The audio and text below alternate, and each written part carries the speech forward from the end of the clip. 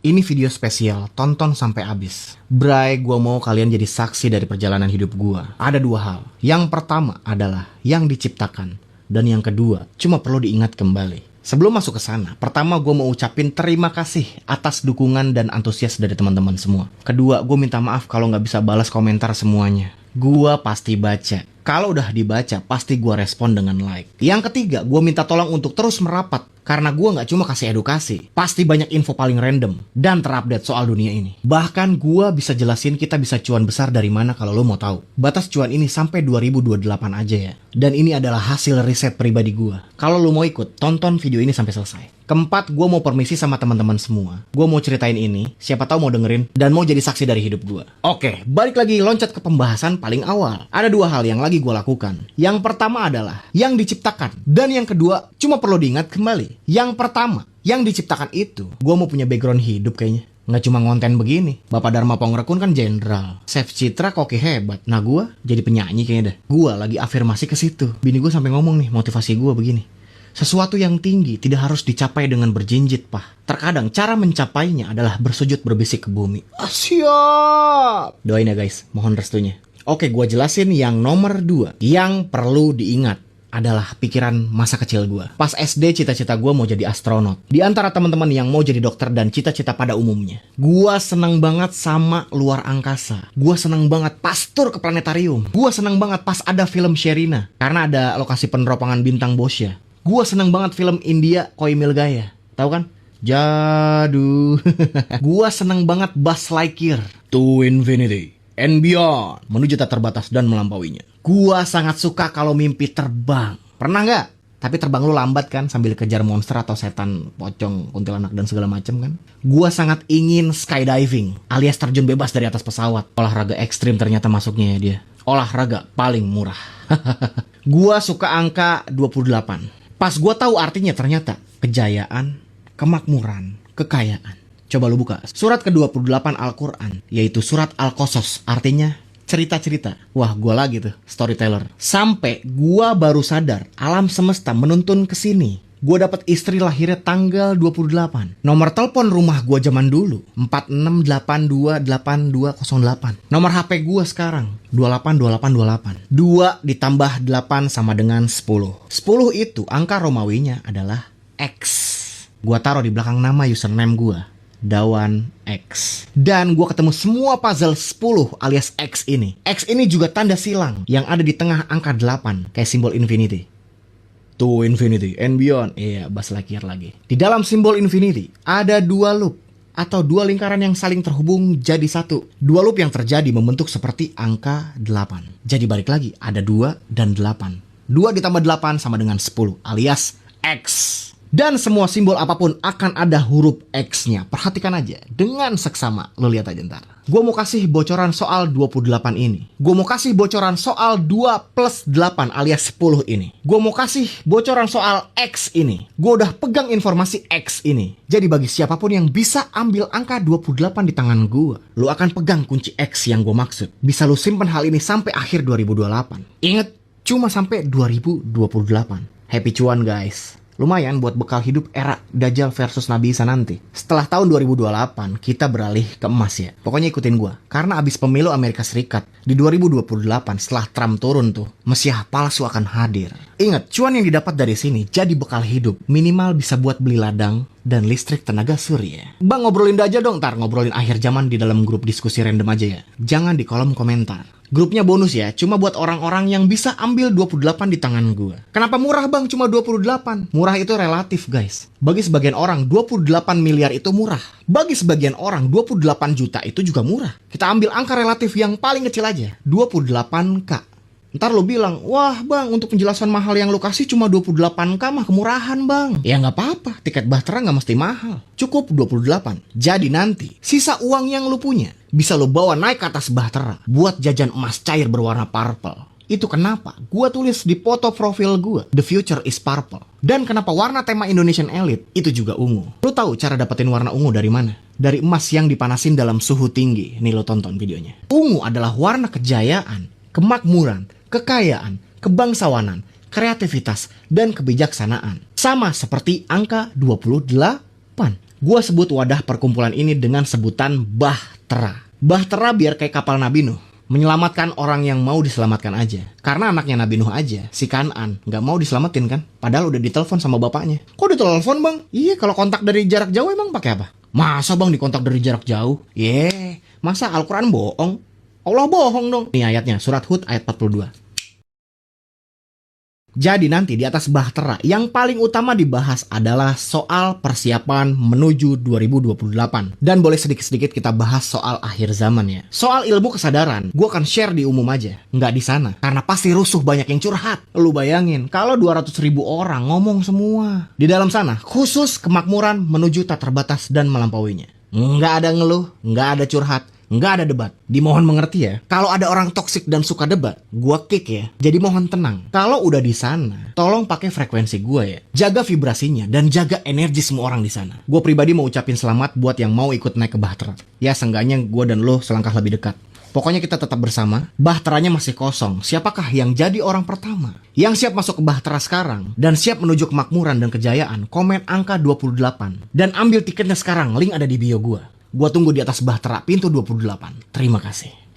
Gue mau jelasin apa itu Matrix. Banyak orang ngomongin Matrix, tapi dikira itu cuma ada di film. Padahal Matrix itu nyata, dan lo lagi ada di dalamnya sekarang. Secara fakta, Matrix itu adalah sebuah sistem atau jebakan yang didesain buat ngatur cara lo mikir, cara lo ngerasa, dan cara lo hidup. Tujuannya cuma satu, supaya lo tetap jadi baterai yang ngasih energi buat kepentingan mereka. Matrix adalah sistem yang pengen lo tetap ngerasa kecil, ngerasa butuh bantuan, dan selalu ngerasa kurang. Biar gampang dinalar, bayangin Matrix itu kayak sebuah kandang yang gak ada pagernya. Ayo, kenapa lo gak kabur? Kan dibuka.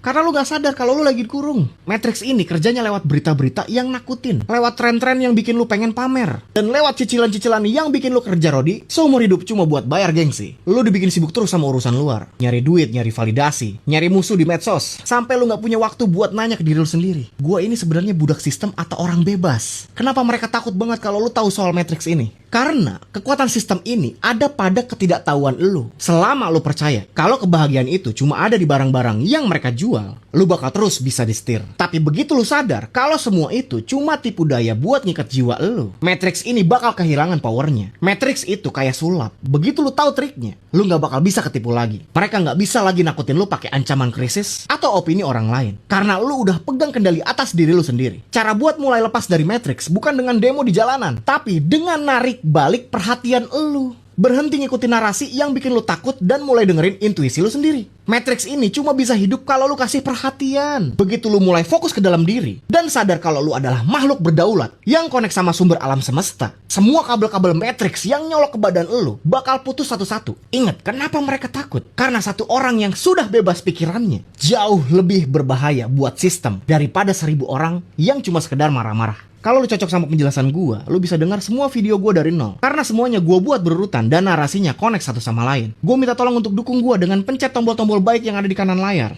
Dan komen apapun yang lu pikirin sekarang. Kalau lu dukung gua begitu, video ini akan nyebar dengan sendirinya. Tujuannya biar suara gua bisa kedengeran sampai ujung warkop dekat rumah lo. Terima kasih. Bro, salah satu perang saudara paling berdarah di Indonesia ternyata pernah dibantu secara diam-diam oleh CIA. Dan bukti paling memalukannya jatuh dari langit dalam bentuk pilot Amerika yang tertangkap hidup-hidup. Gini bro, di pertengahan 1950-an, posisi Soekarno yang terlalu mandiri dan menolak disetir membuat blok barat paranoid. Intelijen Amerika Serikat, CIA, melihat Indonesia yang bersatu sebagai ancaman geopolitik yang sulit dikendalikan. Solusi mereka sangat taktis, menjalankan strategi balkanisasi. Mereka menyuplai dana masif dan persenjataan tempur canggih kepada faksi-faksi pemberontak di Sumatera dan Sulawesi lewat PRRI dan Permesta. Tujuannya sangat dingin, memicu perang saudara berskala besar agar republik ini pecah berkeping-keping, sehingga sumber daya alam di daerah jauh lebih gampang dieksploitasi oleh asing. Yang paling obskura, operasi sabotase ini sering dianggap sekadar teori konspirasi, sampai sejarah membongkar satu bukti telanjang. Pada Mei 1958, sebuah pesawat pembom B-26 ditembak jatuh oleh militer Indonesia di atas perairan Ambon. Pilot yang selamat dan ditangkap bukanlah milisi lokal, melainkan Alan Pope, seorang agen aktif CIA berkewarganegaraan Amerika Serikat. Tertangkapnya Pope dengan dokumen intelijen di tangannya menjadi bukti fisik tak terbantahkan bahwa konflik berdarah antar anak bangsa di lapangan saat itu sebenarnya adalah perang proksi yang dikendalikan langsung dari markas intelijen luar negeri. Dan inilah realitanya bro, di atas papan catur geopolitik, negara yang kaya raya tapi tidak mau tunduk akan selalu masuk ke dalam daftar target operasi sabotase global. Bagaimana kalau konflik-konflik daerah yang selama ini kita pelajari murni sebagai masalah internal, sebenarnya adalah sisa-sisa dari eksperimen intelijen asing yang gagal membelah bangsa ini. Sejarah bukan pelajaran bro, tapi teka-teki besar. Banyak orang nakut-nakutin soal 2030. Katanya dunia bakal dikunci, teknologi makin gila, kita dikontrol ketat. Tapi dengerin gua, lu nggak perlu takut. Kalau orang lain gembar-gembor ketakutan, gua di sini mau gembar-gembor kebangkitan. Kenapa gua bilang gitu? Karena aturannya udah berubah. Sekarang jalur langit itu udah kebuka lebar. Lu mau apa? Lu niatin apa? Itu kejadiannya jauh lebih cepat dibanding dulu. Ibaratnya dulu lu kirim surat pakai pos, sekarang udah pakai WhatsApp. Cepet banget nyampenya ke Tuhan. Nah, buat lu yang belum mudeng kenapa gua ngomong begini, tonton video gua sebelumnya yang ngejelasin soal 5D. Biar lu nyambung sama frekuensinya. Lu ngerasa gak sih tahun-tahun ini sebenarnya nyari duit lewat cara-cara baru itu jauh lebih gampang kalau lu peka. Yang belum ngerasa mungkin karena lu masih pakai pola pikir lama. Ah, masa iya? Rezeki zaman sekarang mah susah. Ho, selamat tinggal kawan di dunia 3D. Mereka berhasil ngejebak lu dengan kayak gitu. Gue bilang dengan lantang, hari ini sudah berbeda. Semuanya mudah terkabul. Jalan rezeki itu kebuka dari mana aja. Kita punya sisa waktu beberapa tahun lagi sebelum mereka benar-benar ngetatin gerbang. Manfaatin waktu sekarang buat nyiapin bekal, kuatin ekonomi lu, rapihin mental lu. Tujuannya apa? Biar pas mereka sibuk masang pagar digital, lu udah punya benteng sendiri. Lu tetap bisa hidup makmur tanpa harus ngemis-ngemis atau tunduk sama aturan aneh mereka. Kita bisa hidup mandiri, punya komunitas sendiri, punya cara bertahan hidup sendiri yang gak bisa disentuh sama sistem mereka. Kita main di level yang berbeda. Mereka main di level kontrol, kita main di level iman dan keyakinan. Lu yang bilang kan, tenang aja, ada Allah. Nah itu bener, tumben lu bener. Kalau kayak gini, biasanya lo lembek. Dunia emang bakal makin canggih, tapi sehebat-hebatnya teknologi manusia, nggak bakal bisa ngalahin kekuatan doa. Jadi, berhenti gemeteran lihat berita. Gua cuma mau bilang, selamat datang di era dimana yang sadar bakal jadi pemenang. Bismillah, kita pasti bisa.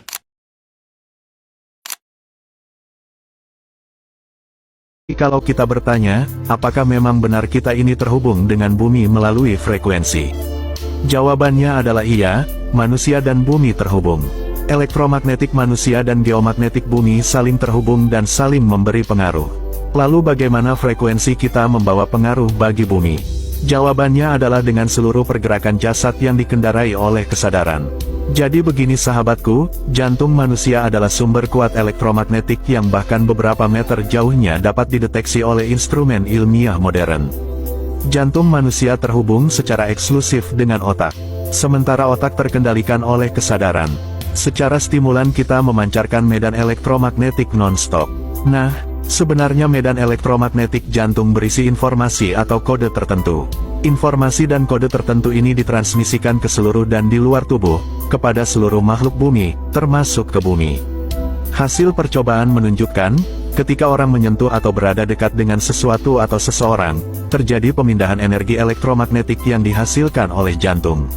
Perpindahan ini bukan hanya terjadi antar sesama manusia, namun sesama makhluk bumi dan bumi. Kita ambil contoh yang berhubungan dengan beberapa pembahasan kita sebelumnya, yaitu emosi cinta dan benci. Dengan cinta seseorang mampu menarik frekuensi gembira, damai, bahagia, bersyukur. Dan dengan benci seseorang mampu menarik frekuensi marah, cemburu, sedih, bersalah, malu, kepedihan. Sayangnya rasa cinta atau benci yang kita pancarkan tidak hanya untuk diri kita sendiri, melainkan untuk seluruh makhluk dan planet bumi. Temuan penelitian menunjukkan bahwa ketika kita memancarkan emosi, jantung kita menghasilkan gelombang elektromagnetik yang akan diterima oleh bumi. Lalu frekuensi geomagnetik bumi memancar menuju magnet antar planet. Ini adalah bukti kuat penelitian yang menunjukkan bahwa kita memang satu dengan semesta. Sebuah bukti koneksi raksasa kehidupan. Sains telah membuktikan sendiri bahwa kita semua adalah bagian dari jaringan koneksi raksasa yang tidak hanya mencakup kehidupan di planet ini, tetapi seluruh tata surya kita dan apa yang ada di baliknya. Semakin banyak orang yang memancarkan emosi yang sama, maka mereka seperti membangun medan energi besar untuk bumi dan makhluk bumi lainnya. Berarti misalkan semakin banyak kebencian maka sedikitnya akan mempengaruhi yang lainnya juga dan dapat berkontribusi pada perubahan global yang sedang berlangsung. Ini terjadi karena medan magnet bumi adalah pembawa informasi yang relevan secara biologis yang menghubungkan semua sistem kehidupan. Dan sudah kita ketahui bersama kalau sistem kehidupan terdapat hukum sebab akibat. Jadi apapun frekuensi yang kita lakukan akan membawa kita mendekat kepada sebab akibat tertentu. Selama ini mungkin kita mengira bumi tidak merasakan kebahagiaan, kebaikan, ketenangan, kesedihan, kejahatan, yang semua berasal dari kebencian hati kita. Padahal sebenarnya bumi tahu dan merasakannya juga. Bahkan sebenarnya bumi yang lebih tahu terlebih dahulu.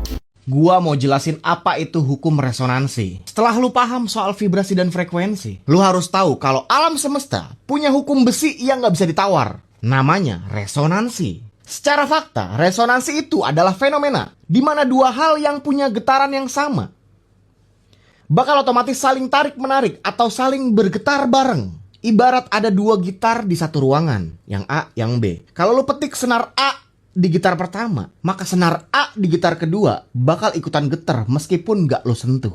Itu namanya resonansi. Biar gampang dinalar, bayangin diri lo itu adalah magnet berjalan. Hukum resonansi ini gak peduli lu orang baik atau bukan. Dia cuma peduli vibrasi lu itu apa. Kalau di dalam hati lu masih nyimpen rasa takut, rasa gak layak atau dendam, maka lu lagi nyarin frekuensi itu ke semesta. Hasilnya, lu bakal narik orang-orang toksik, masalah duit yang itu-itu aja, atau kejadian sial yang polanya sama terus. Lu ngerasa kayak dikutuk, padahal lu cuma lagi dapat apa yang lu resonansiin dari dalam diri lu sendiri. Kenapa Matrix takut banget kalau lu paham hukum ini? Karena selama ini mereka pengen lu fokus nyalahin hal di luar diri lu. Mereka pengen lu nyalahin pemerintah, nyalahin nasib, atau nyalahin orang lain. Selama lu sibuk nyalahin luar, lu gak bakal pernah ngerubah setelan di dalam diri lu. Matrix pengen lu tetap di frekuensi korban, biar lu tetap narik kejadian yang bikin lu butuh bantuan mereka. Pas lu sadar kalau dunia luar itu cuma cermin dari resonansi di dalam, lu bakal berhenti protes dan mulai benerin diri sendiri. Cara buat ngerubah resonansi lu itu bukan dengan maksa keadaan luar berubah, tapi dengan ngerubah rasa di dalam hati lu sekarang juga. Mulailah ngerasa cukup, ngerasa aman, dan ngerasa berdaulat. Meskipun kenyataannya di depan mata masih berantakan. Pas resonansi lu udah berubah, semesta gak punya pilihan lain selain ngirimin kejadian yang cocok sama getaran baru lu itu. Ingat Bray, kenapa mereka takut? Karena orang yang udah paham hukum resonansi bukan lagi nyari nasib baik, tapi dia menciptakan nasib baiknya sendiri. Kalau lu cocok sama penjelasan gua, lu bisa dengar semua video gua dari nol, karena semua gua buat berurutan dan narasinya connect satu sama lain. Gua minta tolong buat dukung gua. Pencet tombol-tombol baik yang ada di kanan layar. Komen apapun yang ada di pikiran lu sekarang. Kalau lu dukung gua begitu, video ini bakal nyebar dengan sendirinya. Tujuannya biar apa? Biar suara gua bisa kedengeran sampai ujung warkop di dekat rumah lu. Terima kasih. Coba Anda ambil sebuah gelas berisi air, lalu masukkan sebatang pensil ke dalamnya. Apa yang mata Anda lihat? Pensil itu pasti tampak patah atau bengkok, bukan? Tapi, apakah logika Anda percaya bahwa pensil kayu itu benar-benar patah hanya karena masuk ke dalam air? Tentu saja tidak. Akal sehat Anda tahu dengan pasti bahwa pensil itu tetap lurus. Nah, ribuan tahun yang lalu, Parmenides menggunakan prinsip sesederhana ini untuk membongkar sebuah kebohongan massal. Ia adalah pemikir pertama dalam sejarah yang berani menyatakan dengan tegas, mata, telinga, dan kulit Anda adalah pembohong besar. Panca indera kita itu cacat dan seringkali memanipulasi kenyataan. Satu-satunya alat yang bisa Anda percaya untuk menemukan kebenaran mutlak hanyalah logika murni di dalam kepala Anda. Pesan dari sang filsuf ini menjadi tamparan keras untuk kehidupan kita hari ini. Apa yang terlihat begitu nyata dan sempurna di depan mata, entah itu pamer kemewahan di media sosial atau sekedar janji manis di dunia nyata, belum tentu itu adalah kebenaran sejati. Jadi, sebelum Anda merasa insecure dan mudah tertipu oleh ilusi yang diciptakan dunia, mari kita gunakan pisau logika Parmenides ini untuk membedah konsep alam semesta yang jauh lebih gila. Penasaran logika ekstrim apa yang akan dia pakai selanjutnya? Tulis kata logika di kolom komentar dan kita bahas tuntas di part 3. Woi, dengerin gua. Tahun 2030, hidup lu nggak bakal sama lagi kayak sekarang. Lu ngerasa sekarang normal? Nikmatin deh. Soalnya bentar lagi kita semua bakal dikandangin. Pernah dengar sistem di Cina? Nah, bentar lagi dunia nyusul tuh. Lu nggak cuma punya KTP, tapi punya skor di badan. Berbuat baik, skor naik. Salah ngomong dikit, skor lu drop. Dompet lu isinya duit digital semuanya. Duit palsu udah mulai rame kan? Biar lu semua masuk ke digital. Tapi jangan seneng dulu. Duit itu ada kadaluarsanya. Nggak lu belanjain, angus. Mau belanja apapun, mereka tahu. Mau makan daging? Jatah karbon lu habis. Terpaksa lu makan tempe. atau makanan buatan yang udah diatur sama mereka. Kendaraan-kendaraan bang, semuanya listrik. Lu mau jalan jauh? Maaf, skor lu kurang. Izin pergi ditolak. Identitas lu, SIM, NPWP, paspor semua udah jadi nyatu jadi satu chip atau satu sistem. Lu ke WC aja mereka tahu. Haha, gimana? Takut nggak sama narasi gua barusan? Gua ngomong begini bukan buat bikin lu panik, tapi biar lu siap perang batin dan fisik. Skenario mereka itu cuma mempan kalau lu bergantung 100% sama sistem mereka. Lu mau tahu cara nembusnya? Pertama, amankan aset lu di luar sistem. Jangan taruh semua nyawa lu di satu kartu digital. Mulai cicil pegang emas fisik, perak dan tembaga. Karena aset fisik nggak punya tombol mati dari pusat. 2, bangun kemandirian. Kalau mereka mau ngatur jatah makan dan energi lo, jawabannya cuma satu. Mandiri pangan dan energi. Tanam apa yang bisa dimakan di rumah. Listrik, pakai tenaga surya. Kalau lu nggak butuh kabel mereka, lu nggak bisa mereka ancam. 3, siapin gerbong ekonomi baru. Gua udah sering bahas soal transisi ke jalur keuangan ini. Yang bikin kita jadi punya bekal pas quantum financial system terjadi. Ketik mau aja di kolom komentar. Ntar gue DM bocorannya. Kenapa mereka takut kalau lu paham ini? Karena mereka kehilangan kendali atas perut lu. Pas lu udah mandiri secara fisik dan batin. Sistem skor mereka cuma jadi angin kentut. Mereka cuma bisa ngandangin domba. Tapi mereka nggak bakal bisa nangkap cahaya. Ingat, kita ini Indonesian elite. Kita punya sejarah buat bertahan hidup di tengah badai. Nenek moyang kita orang luar biasa secara kesadaran. Mulai bangun komunitas orang waras dari sekarang. Sini-sini kumpul merapat.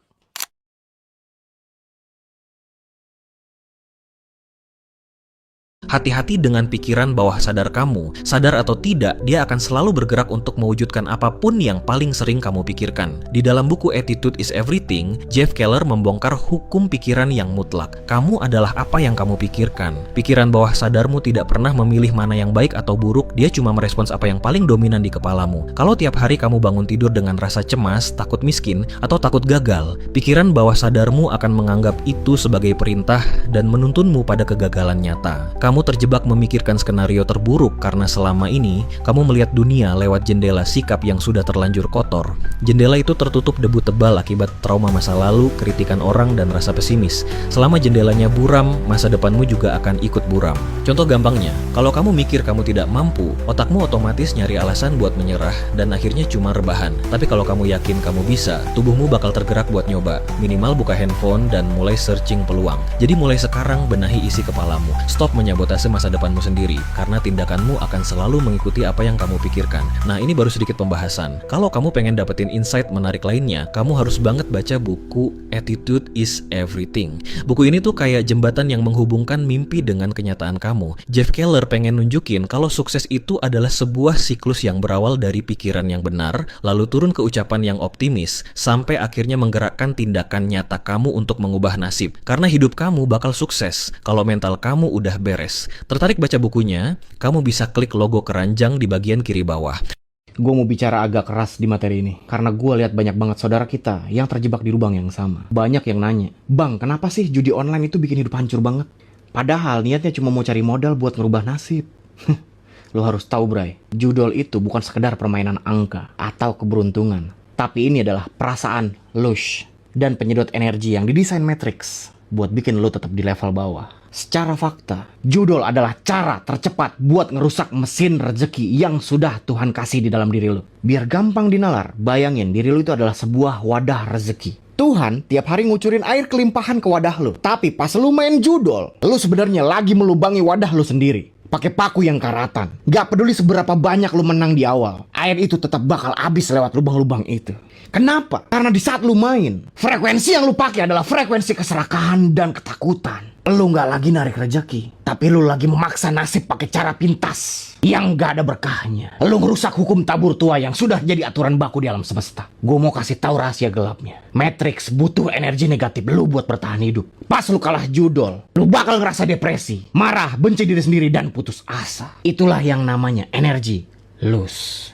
Makanan paling lezat buat sistem yang mau ngejaga lu tetap jadi budak. Pas vibrasi lu udah hancur kayak gitu, lu gak bakal bisa mengakses frekuensi syukur dan afirmasi yang kemarin kita bahas. Lu jadi buta sama peluang nyata yang ada di depan mata. Karena otak lu sudah kecanduan dopamin instan yang palsu. Kenapa judol itu sangat berbahaya buat masa depan lu? Karena judol itu ngebunuh daya juang dan kreativitas lu. Lu jadi malas mikir strategi. Lu jadi malas belajar skill baru. Karena lu ngerasa semua masalah bisa beres cuma dengan sekali klik spin. Padahal Bray, kemakmuran yang sejati itu datang dari pertumbuhan nilai di dalam diri lu. Rezeki itu ngikutin kapasitas jiwa lu. Kalau jiwa lu cuma seukuran slot, ya rezeki lu gak bakal pernah bisa nampung kelimpahan yang gede yang sudah Tuhan siapkan buat transisi 2026 nanti. Gua ajak lu buat tobat total dari jalur ini, Bray. Jangan pernah mikir mau balik modal atau sekali lagi aja bang, itu jebakan setan. Lu harus berani cut loss energi lu sekarang juga. Balik ke titik nol. Akui kesalahan lu sama Tuhan. Dan mulai bangun lagi vibrasi lu dari awal. Lewat syukur dan kerja nyata.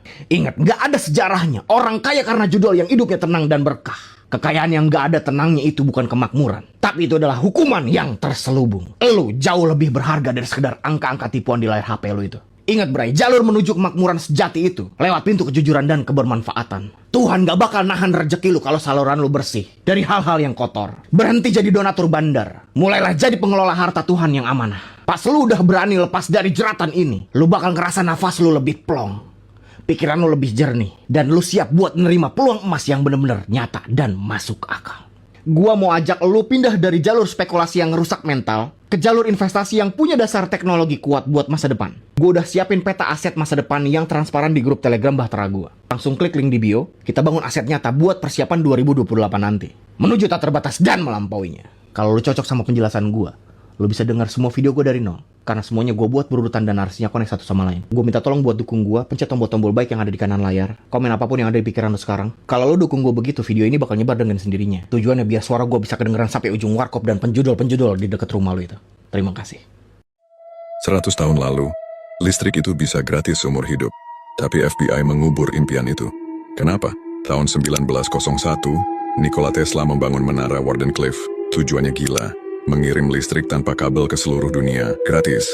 Tesla yakin bumi bisa jadi konduktor raksasa. Uji coba berhasil menyalakan lampu sejauh 40 km tanpa kabel sama sekali. Tapi tiba-tiba investor utama JP Morgan cabut semua dana. Dia adalah kapitalis. Itulah alasan temuan Tesla ini bagai racun bagi dunia industri energi. Karena jika sampai proyek ini terwujud, maka para elit pebisnis besar di dunia bisa bangkrut mendadak karena jualan mereka macam minyak bumi dan batu bara tak lagi laku. Proyek dihentikan, menara dihancurkan tahun 1917. Yang lebih misterius, saat Tesla meninggal 1943, FBI langsung menyita semua dokumen, riset, dan prototipe. Sampai hari ini sebagian besar masih berlabel rahasia negara. Apakah karena Tesla udah nemuin cara bikin energi tak terbatas? Atau karena teknologi itu bisa jadi senjata pemusnah massal? Jika energi gratis itu nyata, dunia yang kita kenal sekarang tidak akan pernah sama.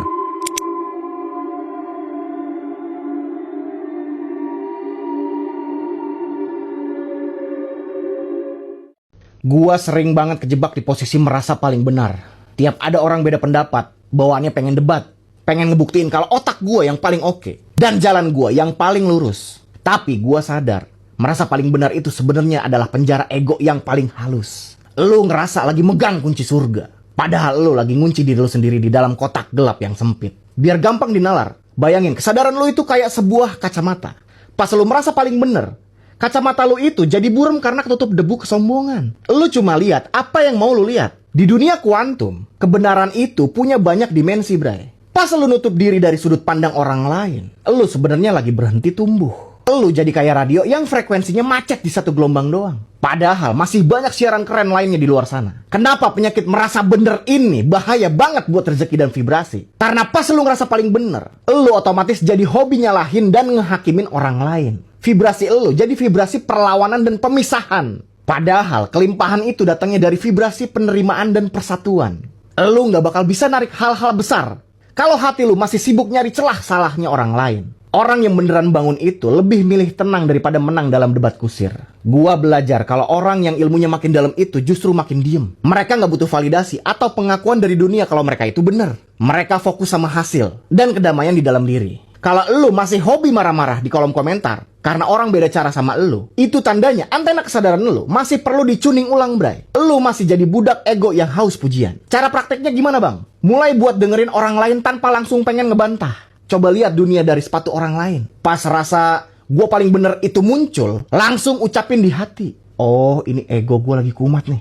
Gue lepasin, gue rela buat tetap belajar. Pas lu udah berani ngelepas rasa paling bener itu, disitulah ilmu dan keajaiban baru bakal masuk ke hidup lu dengan deras. Ingat, Bray, di Bahtera ini kita semua pembelajar. Nggak ada yang paling suci atau paling pintar. Kita semua lagi proses balik ke sumber yang sama. Jangan sampai rasa paling bener lo itu jadi beban yang bikin kapal kita oleng. Yuk kita rendahkan hati, kita buka pikiran, biar vibrasi Indonesia emas bisa beneran terwujud lewat kesadaran kita semua. Kalau lo cocok sama penjelasan gua, lo bisa denger semua video gue dari nol. Karena semuanya gue buat berurutan dan narasinya connect satu sama lain. Gue minta tolong buat dukung gua, pencet tombol-tombol baik yang ada di kanan layar lo. Komen apapun yang ada di pikiran lo sekarang. Kalau lo dukung gue begitu, video ini bakal nyebar dengan sendirinya. Tujuannya biar suara gua bisa kedengeran sampai ujung warkop di deket rumah lo. Terima kasih. Dengar baik-baik, kalau kamu membayangkan Asif bin Barkia sedang memegang sebuah buku tua berdebu dengan tulisan tangan yang sulit dibaca, hapus bayangan itu sekarang juga. Dalam tradisi eskatologi dan sains kuno yang tersembunyi, Alkitab yang dimaksud bukan sekedar tumpukan kertas. Itu adalah istilah sandi untuk sebuah akses, sebuah protokol. Pernahkah kamu mendengar tentang cloud computing? Atau mungkin super server tempat semua data di dunia ini disimpan? Nah, sekarang bayangkan sebuah server yang jauh lebih besar. Server yang menyimpan setiap koordinat atom, setiap getaran energi, dan setiap kemungkinan yang pernah terjadi atau akan terjadi di alam semesta ini.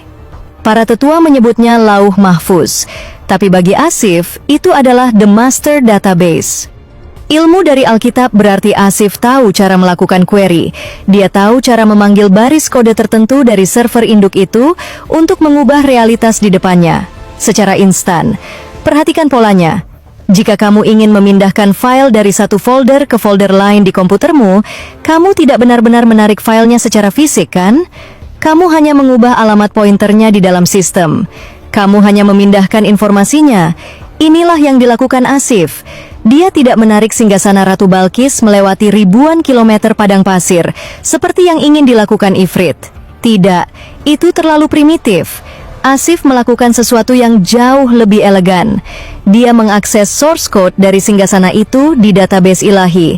Lalu dia melakukan Command X di lokasi asal, dan Command V di depan Nabi Sulaiman.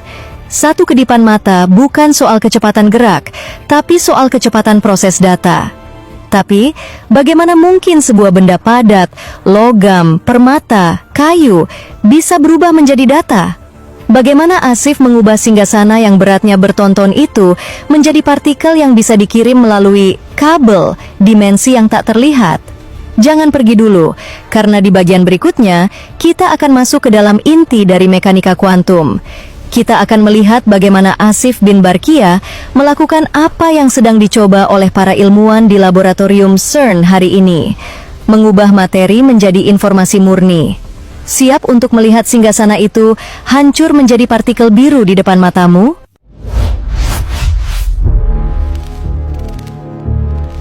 Sini, mendekat sedikit. Aku mau kasih tahu satu rahasia gila tentang benda-benda di sekitarmu. Laptopmu, kopimu, bahkan tubuhmu sendiri. Itu semua sebenarnya 99% adalah ruang kosong. Lalu, kenapa semuanya terasa padat? Karena ada informasi yang memerintahkan atom-atom itu untuk tetap pada posisinya. Sekarang, bayangkan Asif bin Barkia. Dia tidak melihat singgasana Ratu Balkis sebagai tumpukan emas dan permata yang berat. Dia melihatnya sebagai sebuah digital blueprint, sebuah susunan kode biner alam semesta yang sangat kompleks. Para ilmuwan di laboratorium CERN hari ini sedang mencoba melakukan hal yang sama, quantum disintegration. Mereka mencoba memecah partikel menjadi informasi, lalu mengirimnya ke tempat lain. Tapi masalahnya, kita masih menggunakan mesin raksasa yang butuh energi jutaan watt. Asif, dia punya jalan pintas yang jauh lebih elegan. Dia tahu bahwa setiap benda di alam semesta ini punya alamat IP unik di dalam Lauh Mahfuz. Dia tidak perlu menghancurkan singgasana itu untuk memindahkannya. Dia hanya perlu melakukan apa yang disebut para fisikawan modern sebagai wave-particle duality. Dia mengubah sifat partikel singgasana itu menjadi sifat gelombang. Dalam sekejap, benda padat itu berubah menjadi frekuensi informasi murni. Pikirkan ini, jika kamu bisa mengubah materi menjadi data, maka jarak ribuan kilometer pun menjadi tidak berarti. Karena data tidak perlu berjalan, data hanya perlu ada. Tapi, disinilah letak kengeriannya. Ifrit menawarkan kecepatan cahaya, Tapi Asif melakukan sesuatu yang melampaui cahaya. Sesuatu yang bahkan Einstein sendiri pun takut untuk mengakuinya. Bagaimana bisa sesuatu berpindah lebih cepat daripada cahaya? Apakah Asif menemukan lubang cacing, wormhole, di tengah istana Sulaiman? Atau dia menggunakan fenomena quantum entanglement yang membuat dua titik di semesta menjadi satu? Tahan dulu rasa penasaranmu. Di bagian selanjutnya, kita akan membedah momen paling krusial. Detik di mana mata Sulaiman berkedip. Kita akan melihat perbedaan antara kecepatan dan kehadiran seketika. Siap masuk ke dalam The Singularity?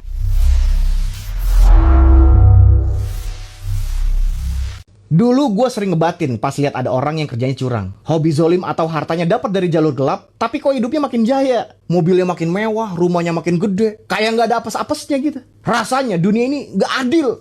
Tapi setelah gue paham teknologi energi, gue baru tahu kalau itu sebenarnya adalah fenomena paling ngeri di alam semesta. Namanya istidroj. Biar gampang dinalar, bayangin istidroj itu kayak hewan yang lagi digemukin sama peternaknya. Dikasih makan paling enak, dimanjain, dibiarin main sepuasnya. Kenapa? Ya buat dipotong pas udah puncak gemuknya. Istidroj itu adalah kenikmatan yang dikasih Tuhan buat orang yang sudah lepas kendali. Biar mereka makin jauh, makin lupa diri, dan makin tinggi jatuhnya nanti. Wah, ibarat lu lagi narik karet ketapel, bray.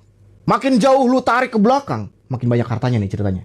Pas lepasnya, tak, sakitnya nggak main-main. Kenapa istidroj ini bahaya banget buat vibrasi kita? Karena pas kita iri sama orang yang dapat istidroj, vibrasi kita ikut keseret turun, bray. Kita jadi ngerasa berbuat baik itu nggak guna. Padahal rezeki yang nggak berkah itu kayak minum air garam di tengah padang pasir. Makin lu minum, makin haus. Dan makin ngerusak organ, jiwa lu dari dalam. Secara kuantum, ini adalah hutang energi yang bunganya sangat mahal. Pas jatuh tempo, semesta bakal nagih semuanya dalam sekejap. Bisa lewat kesehatan, kehancuran keluarga, atau ketenangan jiwa yang hilang total. Gua mau kasih tahu rahasia kemakmuran sejati. Rezeki yang beneran itu cirinya satu, yaitu tenang. Kalau lu punya banyak uang tapi tiap malam gak bisa tidur, tiap hari was-was, dan hati lu keras kayak batu, itu tandanya pipa lu lagi dialirin racun, bukan air murni. Rezeki kita itu, rezeki yang ngalir karena vibrasi lu sinkron sama vibrasi kelimpahan Tuhan. Biar dikit tapi tumbuh, daripada banyak tapi sebenarnya yaitu jebakan Batman. Cara prakteknya gimana, bang? Berhenti bandingin hidup lu sama kesuksesan orang lain yang jalurnya nggak jelas. Fokus bersihin pipa lu sendiri. Kalau lu lihat orang jahat makin kaya, ucapin aja di hati, ya Allah, semoga dia cepat sadar sebelum ketapelnya lepas. Tetap di jalur yang benar, tetap sedekah, dan tetap jaga vibrasi tinggi. Pas lu udah menetap di frekuensi yang tepat, rezeki yang datang ke lu itu bakal jadi berkah yang bikin lu makin dekat sama Sang Pencipta, bukan makin jauh. Ingat, bray, kita di sini lagi nyiapin buat transisi besar. Kita butuh fondasi yang kuat, bukan cuma poles luar yang keropos dalam. Jangan sampai lu ketipu sama madu istidroj yang sebenarnya isinya racun. Yuk kita bangun kekayaan yang beneran nyata dan abadi dari dalam diri kita masing-masing. Kalau lu cocok sama penjelasan gua, lu bisa denger semua video gua dari nol. Karena semuanya gua buat berurutan dan narasinya connect satu sama lain. Gua minta tolong buat dukung gua, pencet tombol-tombol baik yang ada di kanan layar lo. Komen apapun yang lu pikirin sekarang. Kalau lu dukung gua begitu, video ini bakal nyebar dengan sendirinya. Tujuannya biar suara gua bisa kedengeran sampai ujung warkop di dekat rumah lu, bray. Terima kasih. Ini terjadi di Michigan. Seekor burung kecil sangat riang dan senang dan datanglah musim dingin. Seharusnya ia sudah terbang ke selatan, tapi karena terlalu senang, ia lupa dan sedikit terlambat. Lalu ia mencoba terbang, tapi karena dingin, sayapnya membeku dan ia jatuh. Seekor sapi lewat di jalan itu dan mengeluarkan kotoran dan jatuh tepat di atas burung itu. Dan kehangatan kotoran itu menyebabkan sayapnya mencair. Esnya meleleh dan ia merasa senang dan hangat. Cuit, cuit, cuit. Ia mulai berkicau dari dalam kotoran. Ia tidak bisa bangun, tapi ia senang di dalam kotoran itu. Seekor kucing lewat, mendengar burung ini berkicau. Ia membuka kotoran, lalu memakan burung itu. Moral dari cerita ini, tidak semua orang yang memberimu kotoran adalah musuhmu. Tidak semua orang yang mengeluarkanmu dari masalah adalah temanmu. Dan yang terpenting, ketika kamu dalam setumpuk masalah, tutuplah mulutmu. Saya bilang begini karena kita membuat dunia seperti sekarang. Jika saya punya masalah, saya harus bilang pada semua orang di dunia, mereka semua akan memberi 1000 solusi. Jangan, ketika kamu merasa sedang dalam masalah, luangkanlah waktu untuk dirimu sendiri. Investasikan waktu dan energi untuk dirimu sendiri, karena masalah mengganggumu hanya jika kamu mengizinkannya, kan? Nilai kesendirian ini telah benar-benar hilang di dunia pada generasi ini. Tolong kembalikan itu jika kamu ingin menjadikan dirimu berkualitas. Woi, sini merapat. Nah, di video ini gua mau buka-bukaan. Sebenarnya kita semua ini lagi dikandangin di yang namanya penjara Matrix 3D. Kagak percaya? Duduk dulu, pesen kopi, gua jabarin kenapa lu ngerasa kayak robot yang baterainya mau habis. Matrix 3D itu, cara sistem bikin lu percaya kalau lu itu apa yang lu punya. Lu dibikin haus pengakuan. Lu ngerasa keren kalau HP ganti tiap tahun. Motor mengkilap, baju branded. Padahal itu semua cuma cicilan yang nyekek leher lu. Elit itu pengen lu sibuk nyari duit buat bayar barang-barang itu. Biar lu gak punya waktu buat mikir, gua ini sebenarnya siapa sih? Di Matrix 3D, kalau kantong lu kosong, lu ngerasa sampah. Padahal itu akal-akalan mereka doang. Biar lu tetap jadi budak konsumsi. Lu itu jiwa bro, bukan sekedar dompet berjalan. 2, perhatiin deh. Kenapa berita isinya nakutin semua? Perang lah, virus baru lah, krisis lah. Itu semua bahan bakar Matrix 3D. Pas lu takut, frekuensi lu drop mentok ke bawah. Lu jadi gampang diatur, gampang disuruh-suruh, dan gak berani ngelawan. Lu dibikin ngerasa dunia ini tempat yang serem. Jadi lu butuh pelindung dari sistem mereka. Padahal ketakutan itu cuma pagar goib. Biar lu gak sadar kalau lu punya kekuatan buat tentuin nasib lu sendiri. Kalau lu masih sering cemas berlebihan, selamat, lu masih di dalam kandang 3D. Ketiga, di 3D itu dikasih setelan pabrik. Sekolah, kerja, kawin, nyicil, pensiun, mati. Lu dilarang jadi beda. Kalau lu mulai nanya hal-hal dalam, lu dibilang halu atau aneh. Sistem gak mau lu bangun. Karena kalau lu bangun, lu gak bisa lagi dikontrol. Mereka pengen lu tetap jadi angka. Jadi pembayar pajak yang patuh tanpa pernah ngerasain gimana rasanya merdeka secara jiwa. Lu itu robot yang gak sadar lagi jalanin program orang lain. Matrix 3D itu juga ngikut lu di waktu. Lu disuruh nyeselin masa lalu atau takutin masa depan. Lu jarang banget tenang di detik ini. Padahal buat kabur dari Matrix ini, lu harus sadar sekarang juga. Kita udah nggak zaman lagi lewat 4D 4D-an. Kelamaan. Sekarang pintu 5D udah kebuka lebar. 5D itu tempat di mana lu connect langsung sama Tuhan tanpa perantara ketakutan. Di 5D, lu niatin apa? Kejadiannya cepet.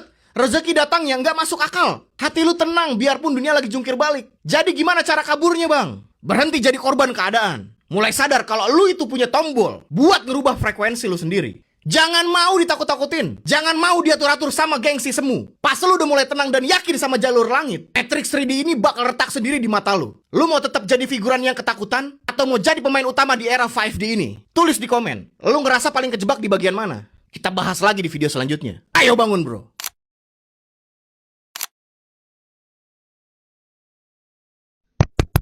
Gak banyak yang tahu, tapi lo gak bakal bisa lahir tanpa adanya satu partikel ini. Please berhenti mikir kalau keberadaan lo itu cuman kebetulan. Data dari CERN ngebuktiin kalau ada protokol rahasia yang ngatur kenapa benda itu punya wujud. Dan tanpa ini, lo itu cuman bakal jadi ruang kosong yang gelap. Di tahun 2012 tuh, CERN ngebuktiin satu hal. Massa atau berat itu bukan sifat asli benda, tapi itu cuman pemberian. Gini nih, fakta fisika kuantumnya. Partikel dasar di tubuh lo itu sebenarnya nggak punya berat. Mereka baru punya massa karena berinteraksi sama yang namanya Higgs field. Nah, bayangin, semesta ini tuh punya sistem yang ngatur siapa yang boleh jadi padat dan siapa yang tetap jadi cahaya tanpa adanya berat. Bayangin nih, tanpa adanya Higgs boson ini, gravitasi tuh nggak bakal bisa bekerja, bintang-bintang nggak bakal pernah lahir, dan atom-atom di tubuh lo itu nggak bakal pernah nyatu. Secara teknis, partikel inilah yang mengizinkan materi untuk punya wujud menjadi nyata. Kontroversinya bukan lagi soal perdebatan sains versus agama, tapi soal seberapa presisi aturan semesta ini tuh dibuat. Ilmuwan nemuin kalau nilai massa Higgs boson ini tuh sangat amat akurat, sebuah fenomena yang disebut sebagai fine tuning. Meleset sedikit aja ke atas atau ke bawah, semesta ini tuh bakal langsung hancur dan gak akan pernah terbentuk. Ini bukti kalau lo itu bukan produk kecelakaan. Saat lo menyatu dengan alam, lo sebenarnya itu lagi sinkron sama frekuensi yang udah diatur lewat Higgs field ini. Jadi tolong banget pahamin otoritas lo. Lo adalah kekuatannya. Lo adalah bagian dari materi yang dipilih untuk punya wujud di tengah kekosongan ini. Intinya gini, sains itu udah nemuin mekanismenya, tapi yang megang kendalinya ya diri lo sendiri. Lo bukan cuma debu kosmik lagi, tapi hasil dari kalkulasi super presisi yang dirancang emang untuk eksis. Begitu lo sadar kalau lo adalah kekuatannya, lo gak akan ngerasa kecil lagi. Karena eksistensi lo adalah perintah langsung dari sistem semesta. Kalau partikel ini adalah saksi bisu adanya desain yang maha besar, menurut lo apa rahasia semesta selanjutnya yang bakal dibongkar? Let me know in the comment please. gue mau jelasin apa itu 3D. Banyak orang ngira 3D itu cuma soal dimensi ruang yang ada panjang, lebar, dan tinggi. Tapi secara ilmu kesadaran, 3D adalah tingkat kenyataan yang fokusnya cuma pada fisik dan hal-hal yang bisa disentuh panca indera doang. Di dimensi ini, semuanya kerasa padat, terbatas, dan terpisah. Lu ngerasa terpisah dari orang lain, terpisah dari alam, dan lu ngerasa harus berjuang mati-matian buat dapetin sesuatu. 3D adalah dunia di mana melihat adalah percaya. Padahal kenyataannya justru sebaliknya. Oke, biar gampang dinalar. Bayangin, 3D itu kayak lu lagi main game, tapi levelnya paling dasar dan penuh dengan batasan. Di level ini lu gampang ngerasa sakit, gampang ngerasa tua, dan lu selalu dibayangi sama rasa takut kekurangan. Lu ngerasa hidup itu cuma soal lahir, sekolah, kerja, cari duit, terus modar. Lu kejebak dalam rutinitas yang bikin lu lupa kalau lu punya kekuatan lebih besar dari sekedar raga fisik lu. Ini adalah dimensi di mana waktu kerasa linear. Masa lalu udah lewat dan masa depan bikin cemas. Kenapa Matrix pengen banget lu tetap stay di kesadaran 3D? Karena di sini lu paling gampang dikontrol. Selama lu percaya kalau kebahagiaan itu cuma ada pada harta, jabatan, atau validasi orang lain, lu bakal terus jadi tikus, hamster, marmut yang lari di roda putar mereka. Mereka bikin aturan hukum, sistem ekonomi, dan narasi ketakutan supaya perhatian lo gak pernah keluar dari urusan perut dan urusan fisik. Mereka tahu kalau lu mulai sadar ada dimensi yang lebih tinggi, lu gak bakal bisa lagi ditakut-takutin pakai angka-angka di rekening atau ancaman-ancaman fisik. Cara buat mulai keluar dari jebakan 3D bukan dengan pergi keluar angkasa, tapi dengan mulai percaya pada apa yang gak kelihatan. Mulailah sadar kalau pikiran dan perasaan lu itu punya kuasa buat ngerubah materi fisik. Ayo berhenti nganggap hidup itu cuma soal persaingan, tapi mulai lihat kalau kita semua itu sebenarnya satu koneksi. Ingat kenapa mereka takut, kenapa elit global takut? Karena 3D itu cuma penjara pikiran. Begitu lu sadar lu adalah makhluk spiritual yang lagi punya pengalaman fisik, tembok penjaranya bakal runtuh dengan sendirinya. Kalau lu cocok sama penjelasan gua, lu bisa dengar semua video gua dari nol. Karena semuanya gua buat berurutan dan narasinya connect satu sama lain. Gua minta tolong untuk dukung gua, pencet tombol-tombol baik yang ada di kanan layar, komen apapun yang ada di pikiran lu. Kalau lu dukung gua begitu, video ini akan nyebar dengan sendirinya. Tujuannya biar suara gua bisa kedengeran sampai ujung warkop deket rumah lu. Terima kasih. Bagaimana jika selama ini manusia salah memahami arti mukjizat dan semua yang dianggap mustahil? Sebenarnya, hanyalah teknologi yang belum mampu dijangkau oleh cara berpikir manusia pada zamannya. Kata mukjizat sendiri lahir dari akar bahasa Arab, yaitu ajiza, yang berarti lemah, lumpuh, atau tidak berdaya. Istilah ini bukan sekadar tentang keajaiban mistis yang melanggar hukum alam, melainkan sebuah kondisi ketika sebuah peradaban dibuat tidak mampu memahami sesuatu yang terjadi di depan mata mereka sendiri. Istilah modernnya yang sederhana mungkin gaptek masalah. Ambil contoh kisah paling ikonik ketika Nabi Ibrahim dilemparkan ke dalam kobaran api raksasa oleh Raja Namrud. Banyak narasi konvensional mengatakan bahwa Tuhan memerintahkan api menjadi dingin agar tubuh Nabi Ibrahim tidak terbakar. Namun jika kita melihatnya dari sudut pandang teologi yang lebih dalam, hal itu justru menimbulkan pertanyaan besar. Sebab Sang Maha Pencipta menciptakan alam semesta dengan hukum yang presisi dan konsisten yang disebut sunatullah, seperti halnya api yang memiliki sifat dasar panas, membakar dan menghancurkan. Lalu bagaimana mungkin api yang sifatnya membakar tiba-tiba kehilangan karakter alaminya? Jika hukum alam dapat diubah sewaktu-waktu, maka kestabilan semesta menjadi tidak lagi konsisten, dan disinilah muncul kemungkinan lain yang jauh lebih logis, namun sekaligus mengejutkan keajaiban yang terjadi pada Nabi Ibrahim. Bukanlah perubahan sifat api, melainkan hadirnya sebuah perlindungan dengan rekayasa tingkat tinggi, semacam lapisan pelindung tak terlihat yang mampu membelokkan radiasi panas secara sempurna di sekitar tubuh beliau, sementara api tetap menyala ganas seperti biasa. Bahkan dalam beberapa kisah disebutkan, panas kobaran itu terasa hingga wilayah Damaskus. Di titik inilah makna ajiza menjadi sangat relevan. Masyarakat Babilonia pada masa itu tidak memiliki kapasitas pengetahuan untuk memahami apa yang sedang mereka saksikan di hadapan teknologi yang dibawa oleh seorang utusan.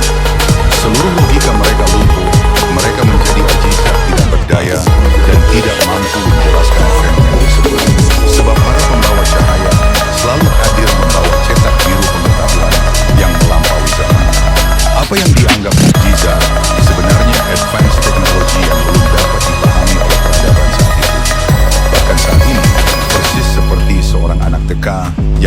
demonstrasi eksperimen sains tingkat tinggi dari mahasiswa, bagi sang anak semuanya terlihat seperti sihir. Padahal di baliknya terdapat hukum fisika yang nyata. Hanya saja kapasitas berpikir mereka belum sampai untuk memahaminya. Dan justru itulah alasan mengapa kehadiran para utusan selalu muncul di tengah masyarakat jahiliyah, bukan sekadar bodoh secara intelektual, tetapi tidak sejalan dengan alur pengetahuan semesta. Sehingga ketika sebuah teknologi atau pengetahuan tingkat tinggi diperlihatkan, mereka hanya mampu menyebutnya satu hal, yaitu mukjizat.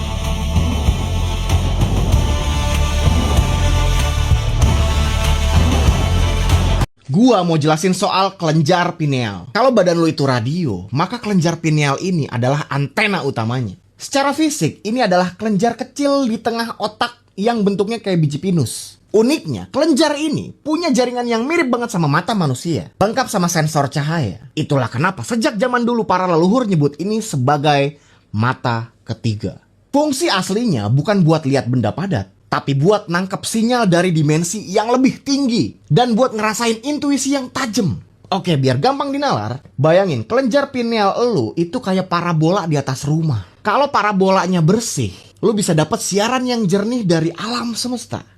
Lu jadi gampang dapat ide, gampang baca niat orang, dan ngerasa connect sama Tuhan. Tapi masalahnya, di dunia Matrix ini, antena kita sengaja dibikin berkerak atau istilah medisnya kalsifikasi. Antena lu ditutupin semen, biar lu nggak bisa nangkep siaran kedaulatan diri lu sendiri. Kenapa Matrix pengen antena lu mati? Karena orang yang kelenjar pinealnya aktif, itu nggak bisa dibohongin. Mereka tahu gimana cara kerja Matrix lewat makanan yang penuh bahan kimia, odol yang mengandung fluoride, dan air yang gak murni. Fluoride itu kayak racun yang khusus buat bikin antena lu ngetas atau mengapur. Selama antena lu mati, lu bakal terus ngerasa bingung, cemas, dan cuma bisa nerima informasi dari media sosial doang. Lu jadi robot yang gampang disetir karena sinyal asli dari jiwa lu gak bisa masuk. Cara buat bersihin antena ini emang butuh perjuangan. Mulailah kurangi konsumsi fluoride, sering-sering jemur matahari pagi. Ingat pagi, bukan siang. Yang siang matahari palsu. Dan yang paling penting adalah meditasi. Atau sekedar diem tenang buat ngaktifin kembali sel-sel antenanya. Pas antena lu mulai bersih, lu bakal kaget. Karena tiba-tiba lu jadi tahu mana yang bener dan mana yang bohong tanpa perlu nanya siapa-siapa. Ingat Bray, kenapa mereka takut? Karena antena yang aktif adalah awal dari pemberontakan jiwa terhadap sistem palsu. Kalau lu cocok sama penjelasan gua, lu bisa dengar semua video gua dari nol.